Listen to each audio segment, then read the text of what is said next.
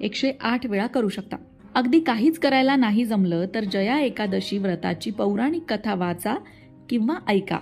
या कथेचं महत्त्व इतकं आहे की ही कथा वाचली किंवा ऐकली तरच व्रताचं पूर्ण फळ मिळतं असं म्हटलं जातं.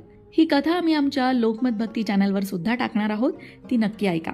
तिसरी आणि शेवटची महत्त्वाची गोष्ट जी तुम्हाला करायची आहे ती म्हणजे शास्त्रानुसार जया एकादशीच्या दिवशी आपल्या क्षमतेनुसार गरीब आणि गरजू व्यक्तींना दान करा. विशेषतः पिवळ्या रंगाचे कपडे, अन्न, पिवळ्या रंगाच्या जीवनावश्यक वस्तू गरिबांना दान द्या. यामुळे सुद्धा माता लक्ष्मीची कृपा आपल्यावर होते. एकादशीच्या दिवशी घरामध्ये किंवा घराच्या छतावर पिवळा ध्वज लावणं सुद्धा शुभ मानलं जातं. तुम्हाला हे सगळंच नाही जमलं, यातली एखादी गोष्ट जरी तुम्हाला जमली तरी सुद्धा माता लक्ष्मीची कृपा तुमच्यावर नक्कीच होईल. फक्त जे कराल त्यामध्ये श्रद्धा मात्र हवी. भगवान श्रीकृष्णांनी धर्मराज युधिष्ठिराला सांगितलं की एकदा इंद्राच्या सभेत उत्सव चालू होता. उत्सवामध्ये देवगण, संत, दिव्य पुरुष सर्व उपस्थित होते.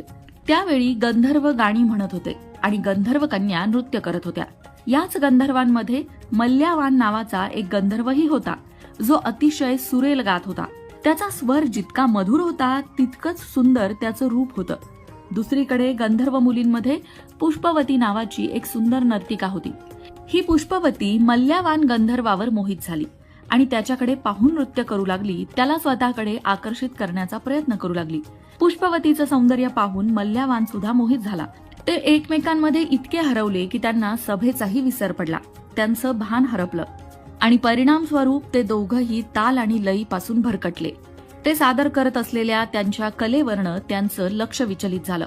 देवराज इंद्र त्यांच्या या कृत्याने संतापला. देवराज इंद्राने त्यांना शाप दिला की तुम्ही स्वर्गापासून वंचित व्हाल आणि मृत्यू लोकामध्ये पिशाच्यासारखं जीवन जगाल. शापाच्या प्रभावाने ते दोघंही पिशाच्य योनीत गेले आणि तिथे त्रास भोगू लागले. पिशाच्य योनीतील जीवन वेदनादायक होते. दोघंही खूप दुःखी होते. एकेकाळी माघ महिन्यातील शुक्ल पक्षातील एकादशीचा दिवस होता. दिवसभरात दोघांनी एकदाच फळं खाल्ली होती. त्यांना दोघांनाही स्वतःच्या कृत्याचा पश्चाताप होत होता. रात्री देवाची प्रार्थना करत दोघांनीही आपल्या कृत्याची क्षमा मागितली. त्यानंतर थंडीमुळे सकाळपर्यंत दोघांचाही मृत्यू झाला. नकळत पण त्यांनी एकादशीचं व्रत केलं होतं आणि त्याच एकादशी व्रताच्या प्रभावाने ते दोघंही प्रेत योनीतून मुक्त झाले आणि पुन्हा स्वर्गात पोहोचले.